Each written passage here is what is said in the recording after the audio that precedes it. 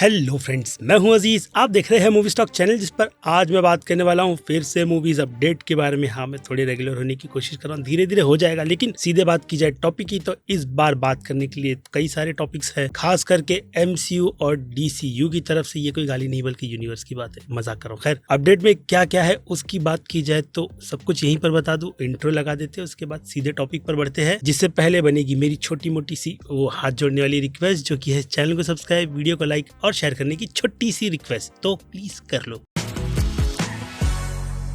So friends, तो शुरुआत ही करते हैं सीधे सोनी वालों के यूनिवर्स यानी कि सोनी वालों के स्पाइडर वर्स से रिलेटेड आई हुई अपडेट के बारे में, जिसमें मैंने आपको पहले बताया था कि फिल्म की 2 रिलीज डेट कंफर्म की गई है, जिनमें से एक 8 नवंबर साल 2024 की रिलीज है, तो दूसरी 27 जून साल 2025 की ऑफिशियल रिलीज डेट है। लेकिन देखा जाए तो इस रिलीज डेट पर कौन सी स्पाइडर वर्स की फिल्में रिलीज होगी उस पर कोई भी कंफर्मेशन नहीं थी। लेकिन फिर क्या, डेडलाइन वालों ने इसे क्रैक करते हुए खुद के आर्टिकल में एक बात जोड़ दी, यानी कि एक छोटा मोटा अपडेट, जिनमें से एक रिलीज जो साल 2025 की है वो live action Sony Marvel project की है, जो कि हमें कहीं ना कहीं थोड़ा बहुत डरा देती है बियॉन्ड द स्पाइडरवर्स फिल्म की रिलीज को लेकर, जो फिल्म नेक्स्ट ईयर 29 मार्च साल 2024 की रिलीज पर सेट है। लेकिन अभी के लिए तो देखा जाए तो कंफ्यूजन वैसी ही बनी रहेगी, क्योंकि राइटर स्ट्राइक भी चल रही है। लेकिन मुझे लगता है कि ये फिल्म यानी कि बियॉन्ड द स्पाइडरवर्स फिल्म अपनी रिलीज डेट से यहाँ से वहां होगी। लेकिन साल 2025 की रिलीज में थोड़ा बहुत सस्पेंस तो आ ही गया है फिल्म की लाइव एक्शन मार्वल सोनी के प्रोजेक्ट को लेकर। उसके बाद बात की जाए साल 2024 यानी कि 8 नवंबर की रिलीज डेट पर, तो ज्यादातर तो यहाँ पर लोगों का अंदाजा यही है कि ये ऑफिशियल रिलीज डेट शायद से वेनम 3 फिल्म की है, क्योंकि देखा जाए तो वो फिल्म भी अक्टूबर की रिलीज पर सेट थी, यानी कि अक्टूबर के मंथ की रिलीज पर। बट अभी के लिए तो वेनम 3 को ही उस मंथ की रिलीज पर गेस किया गया है। यानी ये चीज भी साफ हो गई कि सोनी वालों की तरफ से सिर्फ 2 ही प्रोजेक्ट पर फिलहाल तो रिलीज डेट का दाव खेला जा रहा है, यानी 2 फिल्म को प्रोडक्शन में डाला जाएगा। उसके अलावा स्पाइडर वर्स से रिलेटेड जो भी स्पिन ऑफ और जितने भी प्रोजेक्ट अनाउंस किए गए थे, जिनमें से एक हिप्नो हसलर था, पता नहीं प्रोजेक्ट बनेगा भी या नहीं। लेकिन एल मोर्तो जैसा प्रोजेक्ट पूरी तरीके से गुड टू गो था इस साल की एंड से पहले प्रोडक्शन में जाने के लिए। लेकिन अभी के लिए तो उसकी जो ऑफिशियल रिलीज डेट थी, हाँ, वही 12 जनवरी साल 2024 की। उसके सपने भूल जाओ, क्योंकि सोनी वालों ने ऑफिशियली अनाउंस करते हुए उस फिल्म को पूरी तरीके से डिले कर दिया है। जिसके पीछे की अगर रीजन की बात करें तो फिर से वैरायटी से लेकर डेडलाइन, हॉलीवुड रिपोर्टर वालों की रिपोर्ट यही कहती है कि राइटर स्ट्राइक के चलते इस फिल्म का जो बाकी का राइटिंग का प्रोसेस बचा हुआ था, अनफॉर्चुनेट, वो पूरी तरीके से अटक गया है। इसलिए अभी के लिए तो फिल्म डिले पे है। इसके अलावा अंदर की कुछ बातें ये भी कहती है कि बैड बनी, जो कि अच्छे खासे सिंगर भी माने जाते, गाने मैंने नहीं सुने, लेकिन उन्हें इनके शेड्यूल को लेकर के प्रॉब्लम भी हो रही है, जिसके चलते वो अब इस फिल्म के पार्ट का हिस्सा नहीं शायद से बन सकते। और अगर ऐसा होता है यानी कि उनका फिर से टीम अप, तो शायद से इस जो प्रोजेक्ट को बनाने की जरूरत नहीं है, वो फिर से खिल उठेगा। लेकिन अभी के लिए तो प्रोजेक्ट डब्बा बंद है, ये बात थोड़ी बहुत राहत दे देती है। जिसकी कुछ और छोटी मोटी अपडेट की बात करें तो इस फिल्म में एक और एक्टर कॉर्डन की भी कंफर्मेशन की गई थी, जो कि स्पाइडर वर्स के यूनिवर्स में पहले से ही टॉम स्टोन के कैरेक्टर को अपनी वॉइस दे चुके हैं, जिनका हाथ दूसरा नाम मार्विन जॉनसन 3 भी है। यानी देखा जाए तो सोनी वालों की प्रिपरेशन भी कुछ डीसीयू के यूनिवर्स की ही तरह है, जहां पर अगर एक एक्टर ने किसी कैरेक्टर की वॉइस यानी कि स्पाइडरवर्स के यूनिवर्स में दे दी है, तो फिर उसी एक्टर को लाइव एक्शन में भी कास्ट कर लेना चाहिए। लेकिन खैर, अभी के लिए तो सोनी वाले फिलहाल तो उसी ट्रैक पर थे। लेकिन राइटर स्ट्राइक, प्रोजेक्ट डब्बा बंद, समझ सकते हो। और फिर इसके अलावा इस फिल्म की रूमर के तौर पर एक्ट्रेस की बात की जाए तो साशा ब्लैंक्स नाम की WWE की स्टार, पता नहीं कौन है, उन्हें भी इस फिल्म में ऑफर रोल किया गया था, लीड रोल की एक्ट्रेस का, जिसमें वो शायद से इंटरेस्टेड है या फिर नहीं भी, लेकिन उनका भी नाम निकल कर आया था इस फिल्म की कास्टिंग की लिस्ट के हिसाब से, जो कि हाँ आगे नहीं बढ़ रहा। और फिर इससे हटकर बड़े अगली अपडेट पर, तो अगली अपडेट सीधे आ जाते हैं डीसीयू के यूनिवर्स की आई हुई सॉम थिंग से रिलेटेड अपडेट पर, जिसे लेकर किसी और ने नहीं बल्कि खुद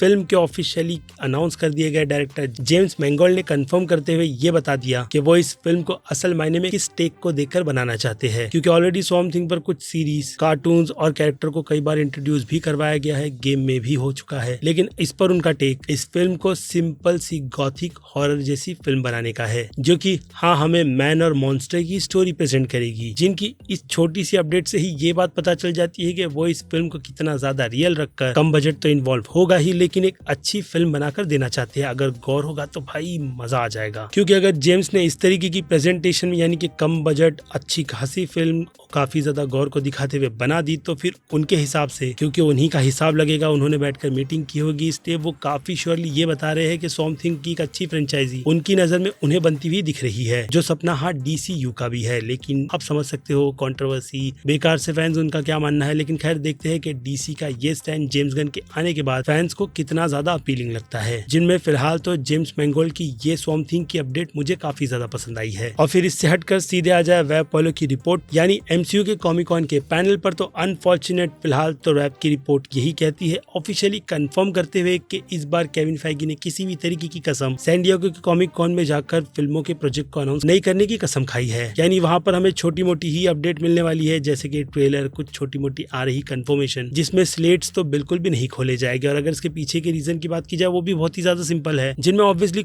1 मिनट में पहले अपडेट बदली है तो कलर भी बदलना चाहिए। हाँ, तो अब ट्रैक पर आते हैं, जिनमें खुद डिज्नी वालों ने ही कुछ प्रोजेक्ट्स की ऑफिशियल रिलीज डेट को कंफर्म करते हुए अपने शेड्यूल को भी बता दिया था कि वो लोग राइटर स्ट्राइक के चलते कैसे फिल्मों की रिलीज डेट को आगे से पीछे खसका रहे हैं, जो वीडियो में आपको बनाकर दे चुका हूँ। इसलिए मुझे लगता है कि अभी के लिए अनाउंसमेंट ना करना ही काफी ज्यादा बेटर रहेगा। जहाँ पर अपनी जो वो प्रिपरेशन कर रहे हैं वही करे, काफी ज्यादा बेटर है। क्योंकि जिस तरीके की टोन पर अभी के लिए MCU के 2 प्रोजेक्ट जो प्रेजेंट किए गए, guardians of the Galaxy volume 3 और अभी चल रही सीक्रेट इन्वेजन जैसी सीरीज के पहले एपिसोड, ये बात पूरी तरीके से क्लियर कर देते हैं कि वो लोग ह्यूमरलेस और यानी कि जहां उनकी जरूरत है वहां देंगे, बेमतलब की मजाकिया चीज कहीं पर भी घुसाने की जरूरत नहीं है। ऐसा शायद केविन फेगी और उनकी पूरी टीम को लगता है, जो कि अगेन कहूंगा ठीक है। यानी मैं केविन फेगी की एब्सेंटी कॉमिक कॉन के पैनल में बर्दाश्त कर लूंगा एज अ फैन। लेकिन वहीं देखा जाए अगर DC के स्लेट्स को, अपडेट एक ही है, बैकग्राउंड नहीं बदलूंगा, तो रूमर काफी ज्यादा जोरों शोरों से यही निकल कर आई है कि DC वाले तो कॉमिक कॉन के पैनल में अपने कुछ पत्ते खोले गए, जो कि वो पूरी तरीके से प्रिपेयर करके बैठे हुए हैं। लेकिन अपडेट नहीं है, इसलिए ज्यादा बड़ी उम्मीद नहीं दूंगा। इसलिए उससे हटकर नेटफ्लिक्स के टुडुम के इवेंट की कुछ अनाउंसमेंट की बात कर ली जाए तो हाँ, उस इवेंट में अनाउंस करने जैसे कुछ अच्छे प्रोजेक्ट्स तो नहीं थे, लेकिन कुछ जो थे उनमें से अवतार द लास्ट एयरबेंडर के फर्स्ट लुक को रिवील कर मेरे दिल को शांति दे दी गई है। इसी के साथ साथ टाइटल यानी कि लोगो को दिखा करके भी ऑफिशियल अनाउंसमेंट की गई है कि अवतार द लास्ट एयरबेंडर की सीरीज को वो लोग साल 2024 में लाएंगे, जिसके लिए मैं काफी ज्यादा एक्साइटेड हूँ। और इसके अलावा जो फैंस के मिले जुले रिएक्शन निकल कर आए हैं वो है वन पीस के रिलीज हुए लाइव एक्शन की सीरीज के टीजर को देखकर। यानी कहीं कुछ फैंस यानी कि जो कट्टर फैंस मांगा और जो सीरीज देख रहे हैं उन्हें बहुत सी प्रॉब्लम नजर आ रही है सीरीज के पहले ही टीजर को लेकर के। लेकिन प्रॉब्लम की बात की जाए तो मुझे वो नहीं दिखती, जिसके अगर रीजन को एक्सप्लेन करूँ तो लाइव एक्शन के इस यूनिवर्स में उनकी प्रेजेंटेशन बिल्कुल ठीक है, वियर्डनेस से हटकर उन्होंने अपना काम अगेन कहूंगा लाइव एक्शन की इस सीरीज में अच्छा दिया है। बाकी कास्टिंग को लेकर जितने भी एक्टर्स हमें दिखाए गए हैं वो भी अच्छे ही लग रहे हैं, सांजी के कैरेक्टर के अलावा, जो कि अभी के लिए तो ठीक है, लेकिन देखते आगे कैसा टेक निकल कर आता है। इसके अलावा सीरीज कहानी की प्रेजेंटेशन में खुद को कितनी अच्छी तरीके से प्रेजेंट करने में कामयाब होती है, वेट करो रिलीज हो जाएगी पता चल जाएगा। क्योंकि अब अगर इसे सपोर्ट नहीं किया तो फिर भूल जाना कि वन पीस के लाइव एक्शन की अडेप्टेशन आगे उन्हें देखने के लिए मिलेगी। क्योंकि अभी ही अगर उनके स्टेक पर आप उन्हें सपोर्ट नहीं करोगे तो फिर कैसे चलेगा। तो वेट कर लेते हैं 31 अगस्त का, जिस दिन ये सीरीज ऑफिशियली रिलीज होकर हमें बता देगी कि वन पीस के यूनिवर्स में स्टोरी टेलिंग के हिसाब से कैसी प्रेजेंटेशन की जा रही है। क्योंकि अब भी कहूंगा अपने पॉइंट को रखते हुए, जिसमें वन पीस के एनिमे ने शुरुआत में मुझे बिल्कुल भी सेटिस्फाई नहीं किया है और ये चीज मैंने 500 एपिसोड तक देखी है। और अगर ऐसे में सीरीज ने खुद का टेक अच्छा रख दिया तो उन लोगों के लिए अच्छा है जो लोग वन पीस के यूनिवर्स से जुड़ना चाहते हैं। और फिर बात की जाए दूसरी और चीजों की तो रिबेल मून के बिहाइंड द सीन को रिलीज कर कुछ अच्छी वाइब दी गई है, यानी कि उम्मीदें और भी ज्यादा बढ़ चुकी है। बाकी वेडनेसडे और स्क्विड गेम के सीजन 2 को भी ऑफिशियली अनाउंस करने के साथ साथ स्क्विड गेम के लाइव एक्शन के शो को भी अनाउंस किया गया है, जिसमें आई एम नॉट इंटरेस्टेड, क्योंकि नेटफ्लिक्स वालों ने शायद ये चीज मिस्टर बीस्ट के वीडियो को देखकर की है कि ऑडियंस इस तरीके का रियलिटी शो भी देखना चाहती है। और फिर अर्नोल्ड श्वार्ज़नेगर की फूबर जैसी बेकार सीरीज के सीजन 2 को भी अनाउंस कर दिया गया है, क्यों पता नहीं। इसके अलावा हार्ट ऑफ स्टोन का ऑफिशियल ट्रेलर, आउटबैंकर, लूपिन और भी कुछ बेकार से शोज की अनाउंसमेंट की गई है, जिनमें मैं बिल्कुल भी इंटरेस्टेड नहीं हूँ। लेकिन इसी बीच गेम ऑफ थ्रोन्स के क्रिएटर की 3 बॉडी प्रॉब्लम जैसे शो को भी अनाउंस किया गया है, जो कि टीजर के हिसाब से अभी के लिए तो अच्छा लग रहा है। और हाँ, टुडुम की इस अपडेट को खत्म करते करते एक चोजन वन जैसा प्रोजेक्ट भी आ रहा है, जो कि टीजर के हिसाब से ठीक ठाक सा है, तो उसे भी चेकआउट कर लेना। क्योंकि अब इनसे हटकर कुछ और छोटी मोटी अपडेट की बात करें तो एप्पल प्लस पर सीलो सीजन 2 अनाउंस हुआ है, पता भी है, हो गया। और ऐसी अनाउंसमेंट सुपरमैन एंड लुइस के CW के शो के सीजन 4 की भी कर दी गई है, वो भी बजट को काफी ज्यादा रिड्यूस कर।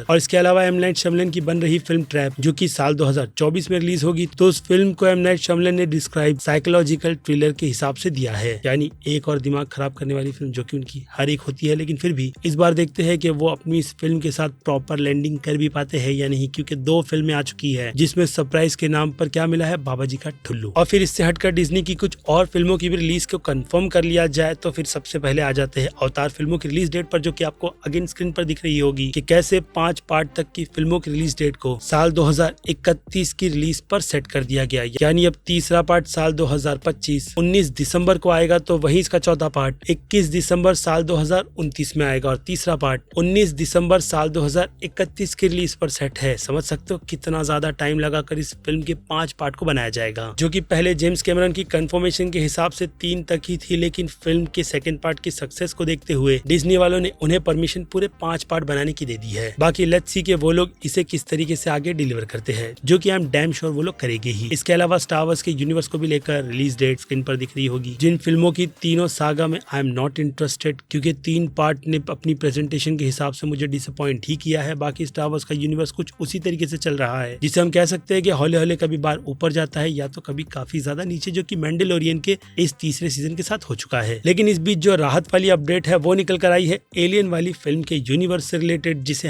हुलू के लिए सीरीज के तौर पर बनाया जा रहा था, लेकिन अब थोड़ी सी कंफ्यूजन को या फिर कहो अपनी एक्साइटमेंट को बढ़ाते हुए इसकी ऑफिशियल रिलीज डेट को कंफर्म किया गया है, जिस फेड अल्वजार के प्रोजेक्ट्स यानी कि एलियन फिल्म को 16 अगस्त साल 2024 की रिलीज डेट मिल गई है। यानी डेफिनेटली ये फिल्म है जो कि अब ऑफिशियली सीधे थिएटर में रिलीज की जाएगी। जी हाँ, थिएटर रिलीज, जिसके यूनिवर्स को लेकर नोआ हॉलैंड, शायद यही नाम है राइटर का, उन्होंने अपनी पूरी प्रिपरेशन की है। लेकिन खैर अभी के लिए प्रोजेक्ट कंफर्म है और ये सारी की सारी अपडेट भी। और फिर अब आखिर में बात कर ले डेडपूल 3 फिल्म की आई हुई कुछ मजेदार अपडेट के बारे में, तो हाँ, ज़ैज़ी बीट्स यानी कि डोमिनो ने ये बात कंफर्म कर दी है कि वो फिल्म में नहीं होगी, लेकिन रूमर अभी भी स्ट्रॉन्ग यही कहती है कि वो फिल्म में है, यानी पता नहीं क्या चल रहा है। लेकिन एक चीज जो मैं भूल चुका हूँ वो है एनवायरमेंट, थोड़ा अच्छा लगता है। खैर, तो मूड बनाते हुए डेडपूल 3 की बात की जाए तो राइटर स्ट्राइक के भी चलते इस फिल्म को ऑन गोइंग पर डाल दिया गया है। वो भी फिल्म जल्दी देखने मिलने वाली है, लेकिन इसी के साथ साथ इसके जो अपडेट जुड़े हुए हैं वो है वेरिएंट से, जिसमें कुछ रूमर के तौर पर कहा यही जा रहा है कि हमें इस फिल्म में वुल्वरीन के कुछ और वेरिएंट्स यानी कि 2 वेरिएंट्स देखने मिलेगी, या फिर शायद से कुछ और भी, लेकिन अभी के लिए तो 2 मानकर चलो। जिनमें फिर क्या था, इस रूमर के तौर पर लोगों ने खंगालना शुरू कर दिया और उन्हें गेस व्हाट क्या मिला, ह्यूग जैकमैन का 2 लुक, जो कि वो पहले लोगन जैसे थोड़े दिख रहे थे, उसके बाद वो फिल्म में कुछ इस तरीके के दिखने वाले हैं जो कि आपको स्क्रीन पर नजर आ रहा होगा। लेकिन फिर आप कहोगे कि इससे आप बिल्कुल भी सेटिस्फाई नहीं है और फिल्म में उनका लुक ऑफिशियली पुराने वुल्वरीन जैसा ही होगा, लोगन फिल्म की तरह बिल्कुल भी नहीं। लेकिन फिर क्या था, थोड़ी और रिसर्च के बाद उनके स्टंट डबल की भी कुछ इसी तरीके की फोटो निकल कर आ गई। अब ये कोई कोइंसिडेंस तो नहीं होगा, जो कि अगेन इस रूमर को फिर से कंफर्म करता है कि वुल्वरीन का 2 वर्जन फिल्म में कुछ ना कुछ तो डेफिनेटली हो रहा है, क्योंकि TVA मल्टीवर्स ऑफ मैडनेस जैसी सिचुएशन इस फिल्म को जितना चाहे उतना क्रेजी बनवा सकती है। क्योंकि अगर फिर से रूमर की बात की जाए तो इस फिल्म का प्लॉट भी मिला जुला फ्लैश जैसा ही है, जो फिल्म फिलहाल तो बॉक्स ऑफिस पर अच्छा परफॉर्म नहीं कर रही। लेकिन खैर, अब उसी मल्टीवर्स के टेक पर MCU वाले अपनी प्रेजेंटेशन कैसे देते हैं उसके लिए मैं एक्साइटेड हूँ, और हाँ, आप भी होगे। बाकी इस फिल्म में पुराने कुछ एक्टर्स का रिटर्न भी होने वाला है, वो बात मैं आपको पहले ही बता चुका हूँ। लेकिन अगर देखा जाए तो अब उन चीजों को कितने बड़े स्केल पर रखकर प्रेजेंट किया जाता है या फिर ये बस एक मजाक था, उसका हम सबको बैठकर वेट करना है। लेकिन ज्यादा नहीं, 3 मई साल 2024 तक। जिन्हें लेकर आपकी क्या राय बनती है वो आप मुझे कमेंट सेक्शन में लिख के बताइएगा, क्योंकि वक्त है इस वीडियो को यहीं पर पैक करने का। बाकी मैं हूँ अजीज, मिलूंगा आपसे जल्दी दूसरी किसी कई सारी अपडेट्स के साथ, क्योंकि बहुत सारी पेंडिंग है वो आपको देनी है। तो अब लगते हैं सीधे काम पर। बाकी अब आपका काम बनता है इस चैनल यानी कि मूवी स्टॉक चैनल को सब्सक्राइब करना। अजीज movie stock channel like share और सब्सक्राइब भूलना मत। मिलता हूँ जल्दी दूसरी किसी वीडियो में। Till then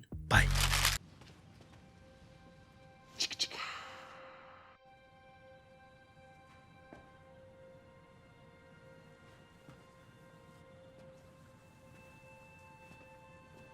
You're still here. It's over. Go home.